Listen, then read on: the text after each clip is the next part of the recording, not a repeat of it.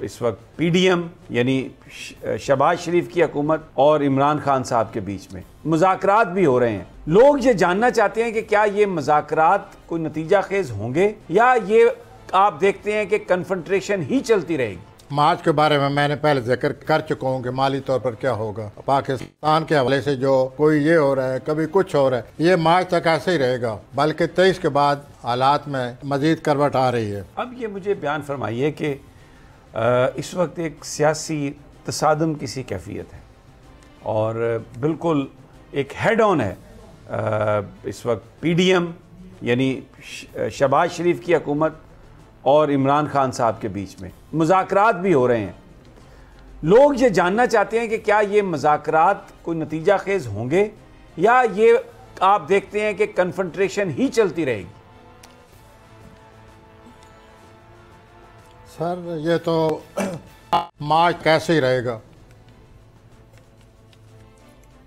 बल्कि अभी 23 तारीख के बाद 23 दिसंबर के बाद हालात एक और करवट लेने वाले हैं।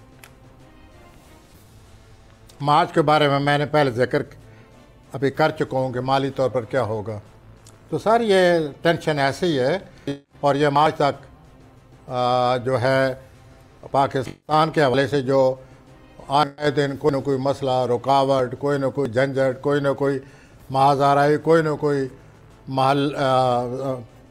अपना हमलावर हो रहा है, कोई ये हो रहा है, कभी कुछ हो रहा है, ये मार्च तक ऐसे ही रहेगा, बल्कि 23 के बाद हालात में मज़ीद करवट आ रही है।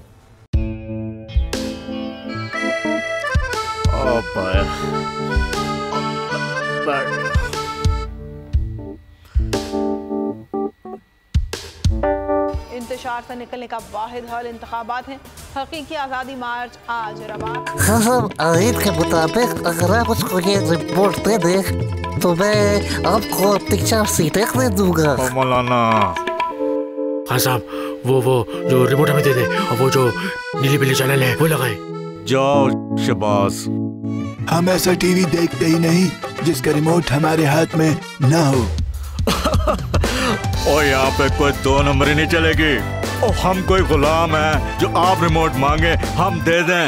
Absolutely not. यहाँ पे सिर्फ पाकिस्तान का नंबर 1 चैनल चलेगा, बोल, जो हकीकी सहाफत की जंग लड़ रहा है पाकिस्तान के लिए, कोई और नहीं, सिर्फ बोल खड़ा है। आप सब भी बोल देखें।